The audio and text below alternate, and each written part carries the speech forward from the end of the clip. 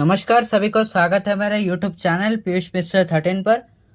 और आज हम बात करने वाले हैं वेद व्यास के महाभारत का जो 102वां विषय है अभिमन्यु वध, उसके बारे में आज हम बात करेंगे। उससे पहले प्लीज़ चैनल को सब्सक्राइब कर लीजिए और सब्सक्राइब बटन के बगल में जो बेल आइकन है उसका भी प्रेस कर लीजिए ताकि मेरे वीडियोस को नोटिफिकेशन आपको बिल्कुल टाइम पर मिल जाए। वीडियो अच्छा लगे तो लाइक कीजिए और शेयर भी कीजिए आपके फ्रेंड्स और फैमिली के साथ ताकि हमारा चैनल ग्रो कर सके। तो चलिए आज के वीडियो की शुरुआत करने से पहले हम जान लेते हैं कि हमने पिछले वीडियो में क्या जाना था। पिछले वीडियो में हमने जाना था कि किस प्रकार युधिष्ठिर ने अभिमन्यु को उत्साहित किया था कि वह चक्रव्यूह में घुसे, और पूरे अभिमन्यु के बारे में पूरी वीडियो थी पिछले वीडियो। और तभी युधिष्ठिर ने तो प्रोत्साहन दिया था अभिमन्यु को कि वह व्यूह में घुसे और जो भी पांडव सेना है, बाकी जो मुख्य सेनापति है, वो अभिमन्यु के पीछे पीछे जाए और द्रोण के व्यूह को भेद कर दें। तो यही थी पिछले वीडियो की स्टोरी। तो चलिए आज के वीडियो की शुरुआत करते हैं। पांडव योद्धाओं ने अभिमन्यु का तीव्र गति से पीछा किया। जब व्यूह में घुसने जा रहे थे पांडव, तो इसी समय सिंधु नरेश जयद्रथ ने उनका रास्ता रोक लिया उसी समय आकर, और उसके पश्चात आक्रमण करने लगे पांडवों पे। जयद्रथ ने युधिष्ठिर, भीम, धृष्टद्युम्न, विराट, द्रुपद, शिखंडी और सात्यकी पर एक साथ बाण चलाए। युधिष्ठिर जयद्रथ से युद्ध करने आए और उन्होंने एक तीखे बाण से उनका धनुष तोड़ डाला, किंतु जयद्रथ ने शीघ्रता से एक और धनुष लेकर युधिष्ठिर पर बाण चलाना शुरू कर दिया। भीम भी आगे आए और उन्होंने भी बाणों की तीव्र वर्षा शुरू कर दी और उससे सिंधुराज का धनुष और उनके रथ का जो पहिया था वो भी उन्होंने तोड़ दिया। किंतु वीर जयद्रथ ने एक और धनुष लेकर भीम के धनुष, रथ की ध्वजा और घोड़ों को भी मार डाला। अब जो निहत्थे भीम थे, भीम पूरी तरह से निहत्थे हो चुके थे, तो उन्होंने अपने रथ से भागकर वो सात्यकी के रथ पर सवार हो गए और विशाल पांडव सेना अकेले जयद्रथ को पराजित नहीं कर सकी। राजा धृतराष्ट्र के दामाद जयद्रथ ने पांडवों को हराने के लिए घोर तपस्या की थी। इसका कारण यह था कि वनवास के दौरान द्रौपदी को अकेले देखकर जयद्रथ ने उनका अपहरण करने का प्रयास किया था, लेकिन बाद में जब पांडवों ने उन्हें पकड़ा तब भीम और अर्जुन ने उनका वध करने का निश्चय किया था। पर क्योंकि जयद्रथ जो दुर्योधन के जो 100 पुत्र थे धृतराष्ट्र के, उनके जो बहन थी दुशला के पति थे, यानी वो युधिष्ठिर के बहन के पति थे, तो उसी प्रकार युधिष्ठिर ने यह सोचा कि उनकी बहन विधवा हो जाएगी, इसलिए उन्होंने वहां पर जयद्रथ को छोड़ दिया था। लेकिन उससे पहले जयद्रथ को उन्होंने घोर अपमान किया और उसको बहुत सारे अत्याचार भी सहना पड़ा। इसके कारण इस अपमान का बदला लेने के लिए उसने तपस्या की थी और महादेव ने उसे वरदान दिया था कि अर्जुन तो अपराजय है और अर्जुन को छोड़कर वो जितने भी बाकी जो पांडव है उनको एक ही बार हरा सकेगा। और वो सब जो उनको वरदान मिला था उस दिन जयद्रथ ने युद्ध में वो कर दिखाया। अभिमन्यु ने द्रोण का व्यूह तोड़कर जो रास्ता बनाया था उसको जयद्रथ ने आकर उस रास्ते को बंद कर दिया। पांडवों की जो योजना थी कि वो चक्रव्यूह के अंदर घुस जाएंगे, वो योजना सफल नहीं हुई। लेकिन अभिमन्यु कौरव सेना से चारों ओर से घिरे होने के बावजूद विचलित नहीं हुए। कौरव योद्धा व्यक्तिगत और सामूहिक रूप से उससे लड़ने लगे और फिर भी वो युद्ध भूमि में मारे गए, यानी वो परास्त होते गए अभिमन्यु से। शल्यपुत्र रुक्मरथ भी उस पर आक्रमण करने आए और वह मारे गए। कर्णपुत्र वृषण के सारथी घोड़े और मारे गए और उसके धनुष भी टूट गए, और इसके कारण वृषण युद्ध भूमि से ही भागकर चले गए। और उसके पश्चात दुर्योधन के पुत्र लक्ष्मण कुमार आ गए और उन्होंने अभिमन्यु पर ढेर सारे बाण चलाने शुरू कर दिए।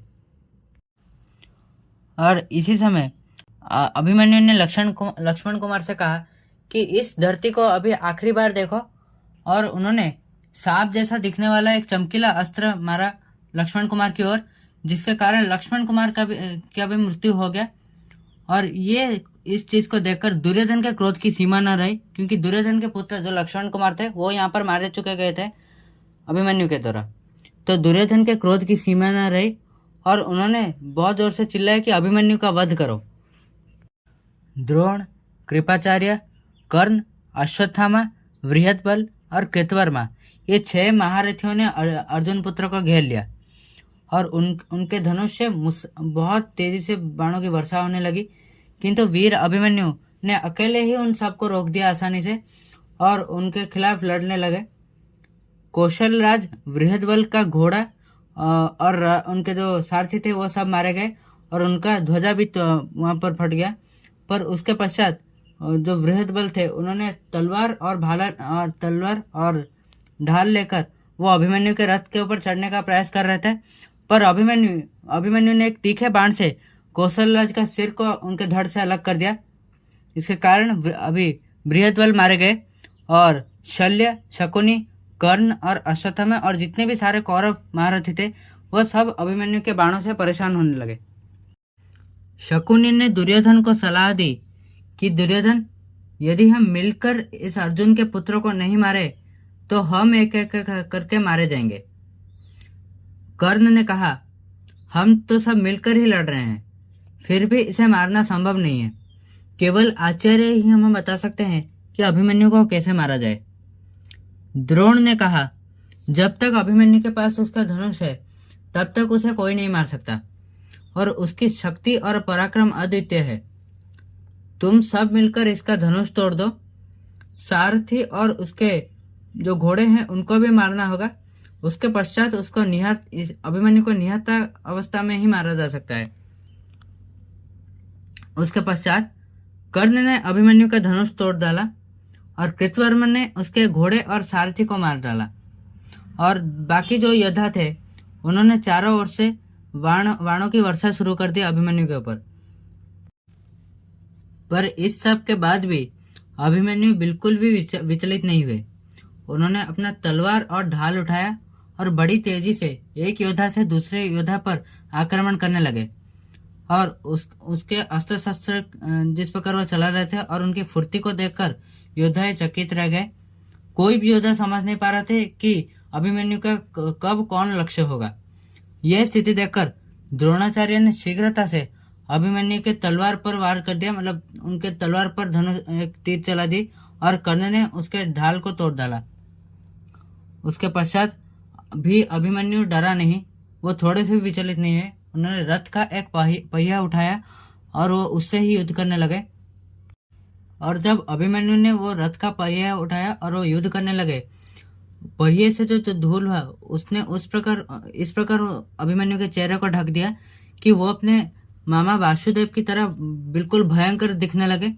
और सारे जो योद्धा थे वो फिर भी प्रहार उनका नहीं रोका अभिमन्यु के ऊपर और बहुत सारे तीर बार बार चलाते रहे वो अभिमन्यु के ऊपर। और दुशासन नीचे उतर गए और उन्होंने गदा लेकर अभिमन्यु पर आक्रमण शुरू कर दिया और गदा के प्रहार से पूरी तरह से घायल हो चुके थे अभिमन्यु और बिल्कुल हम कह सकते हैं अभिमन्यु बहुत ज़्यादा ही थक गए थे इस प्रकार युद्ध करने के पश्चात। और वो वहाँ पर थक चुके थे और वो अभिमन्यु नीचे गिर गए, पर वो उठने से पहले ही दुशासन पुत्र ने उनके सिर पर ऐसी गदा मारी कि वो बिल्कुल भी और उठ नहीं पाए। और अभिमन्यु जब पूरी तरह से वो नीचे घायल होकर गिर गए थे, सारे योद्धा वहाँ पर आकर अभिमन्यु के शरीर में तलवार उन्होंने घोंप दी, जिसके कारण अभिमन्यु की वहाँ पर बहुत ही दर्दनाक मृत्यु हो गई और वो वहीं पर गिरे रहे। केवल उसी एक दिन के युद्ध में अभिमन्यु ने कौरव पक्ष से बहुत सारे रथी और 10,000 योद्धाओं को मारा था। इसलिए उनके मृत्यु के पश्चात ही कौरव पक्ष के जितने भी वीर थे, मतलब कह सकते हैं कि वीर ही थे, वो अभिमन्यु को मारने के पश्चात वो खुशी से नृत्य करने लगे, नाचने लगे अभिमन्यु के चारों ओर। किंतु इस अन्याय वाले युद्ध में अभिमन्यु की जो मौत हुई उसके कारण पांडव शिविर में बहुत ज़्यादा दुख छा गया था, शोक छा गई थी हम कह सकते हैं। तो यही थी आज की स्टोरी। आशा करता हूँ आपको वीडियो अच्छा लगा और वीडियो को आखिरी तक देखने के लिए बहुत बहुत धन्यवाद। मिलते हैं नेक्स्ट एपिसोड में और प्लीज़ चैनल को सब्सक्राइब करके लाए जाइएगा और वीडियो को भी लाइक कीजिएगा और शेयर भी कीजिएगा आपके फ्रेंड्स और फैमिली के साथ। और प्लीज़ कमेंट्स में बताइएगा आपको वीडियो कैसा लगा। तो चलिए मिलते हैं नेक्स्ट एपिसोड में। नमस्कार।